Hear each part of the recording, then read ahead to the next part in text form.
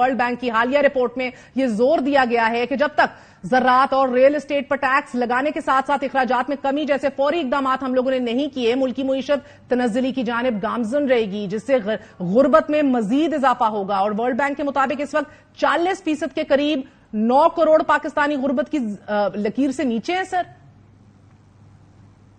जी बहुत शुक्रिया आपका। देखिए 2-3 चीजें, एक तो जो आपने अपने इंट्रो में जिक्र किया मियां रजा रबानी साहब की स्टेटमेंट का, पाकिस्तान के इंतहाई वो मोहतरम एक वो सियासतदान है, उनका बड़ा नाम है, लेकिन मैं बसद एहतराम उनसे एक चीज से इख्तिलाफ करूंगा कि यहाँ पे कोई भी जबरदस्ती आके नहीं बैठा हुआ। अगर आपको इंटरनेशनल फाइनेंशियल इंस्टीट्यूशंस की मदद नहीं चाहिए तो उनके आप एनओसीज कैंसिल कीजिए, उनको पाकिस्तान से वापस भेज दीजिए।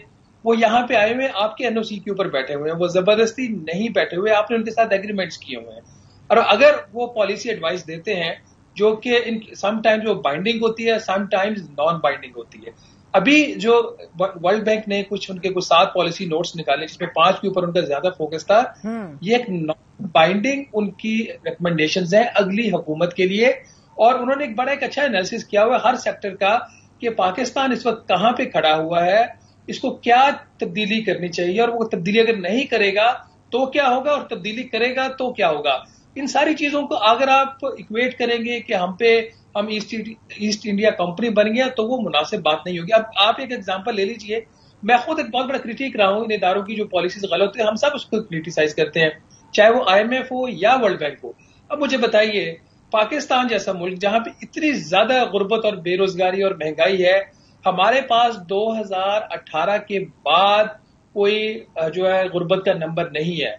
तो अगर वर्ल्ड बैंक अपने एस्टीमेट से एक नंबर देता है कि 40% जो है पाकिस्तान की आबादी गुर्बत की वो जो एक सतह उससे नीचे रह रही है, तो फिर हमारे जो इदारे हैं, जो मेरा तो ख्याल PBS के ऊपर तो कोई इस वक्त रिस्ट्रिक्शन नहीं है ना, पाकिस्तान ब्यूरो ऑफ स्टैटिस्टिक्स के ऊपर, प्लानिंग कमीशन के ऊपर, स्टेट बैंक ऑफ पाकिस्तान के ऊपर कोई इस तरह के जो है वो अदाद-ओ-शुमार प्रोड्यूस नहीं कर सकते। इनको किसी की सिफारिश तो नहीं चाहिए, या ये तभी काम करते हैं जब कोई गैर मुल्की लोन इन्होंने ले लिया उसके साथ कोई पॉलिसी या कोई अंदर का डंडा चल जाए। मगर शहबाज राना साहब, गुज़िश्ता 2 हफ्तों में हम देख रहे हैं डॉलर की कदर में 44 रुपए कमी तो आई है, लेकिन ये कमी भी स्मगलर्स के खिलाफ एक्शन के नतीजे में आई है, जिस डंडे का हम जिक्र कर रहे हैं। इसका ताल्लुक तो रुपए की मजबूती की बजाय इंतजामी ज्यादा है। दूसरी नंबर पर हम देख रहे हैं 13 अरब डॉलर के ज़र मुबादला ज़खायर तो हैं जिनके स्टेबल रहने की वजह दरामदाद पर आयद पाबंदी है और तहसीलात ज़र की मदद से रिजर्व्स को बरकरार रखना है, meaning an other administrative major. देखिए, जब PDM की हुकूमत खत्म हुई तो उस वक्त डॉलर तकरीबन, जहां तक मुझे याद पड़ता, 286 या 288 रुपए का था एक डॉलर, और वहां से उसने जो छलांग मारी 306 रुपए पे इंटरबैंक में, और जो ओपन मार्केट का रेट था वो बढ़कर 333 रुपए तक चला गया। वो गलत था, वो आर्टिफिशियल था, वो स्पेकुलेटिव था। उसके ऊपर रियासती अदारों का, स्टेट बैंक ऑफ पाकिस्तान का क्रैकडाउन करना बनता था। अभी तक मार्केट के अंदर कोई डॉलर फेंक के ये डॉलर की कदर में कमी नहीं ला रहे, रुपए की कदर इसलिए बेहतर नहीं हो रही कि मार्केट में डॉलर फेंका जा रहा है। अगर हर कोई रियासत को फॉर ग्रांटेड ले लेगा, जिसका मुंह उठाएगा वो कोई बंदा जाके मार्केट से वो $1,00,000, $1,000, $500 खरीद के घर में रख लेगा इन द होप कि कल इसका रेट बढ़ेगा और मुझे मुनाफा होगा। ये डॉलराइजेशन ऑफ द इकोनॉमी आप अफोर्ड नहीं कर सकते।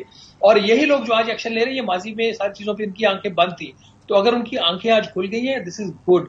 हाँ, आपकी बात बिल्कुल ठीक है कि क्या इकोनॉमी के फंडामेंटल्स बेहतर हुए उसकी वजह से बेहतरी है, ये नहीं, ये आर्टिफिशियली ऊपर गया था और उसी तरीके से इसको डंडे के जोर से वापस लाया जा रहा है।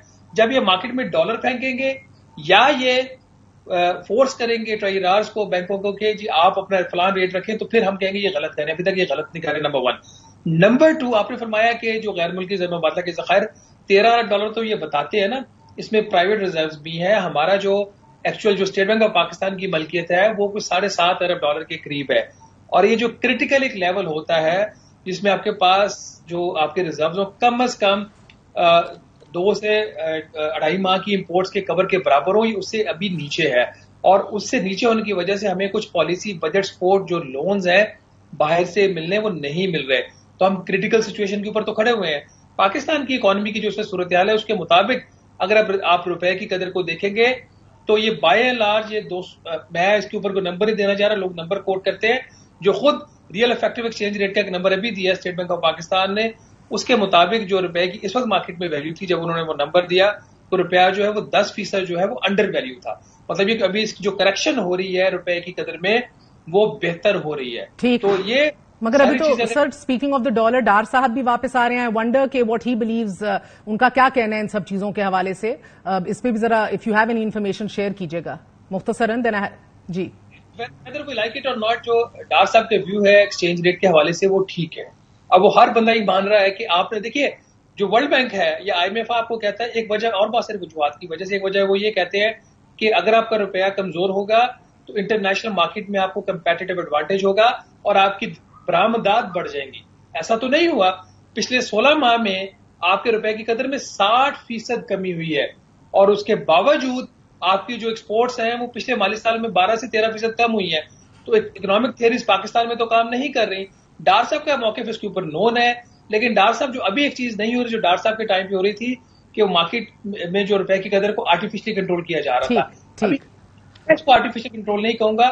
اگر کوئی ریاست کے ساتھ زیادتی کر رہا ہے تو پھر ریاست کے پاس پورا اختیار ہے اس کے خلاف ایکشن. بہت بہت شکریہ. شہباز رانا ہمارے ساتھ موجود ہے. آپ نے گفتگو سنی. افراط زر ادارہ شماریات کی حالیہ رپورٹ کے مطابق ہفتہ وار مہنگائی 38.6% پر ہے.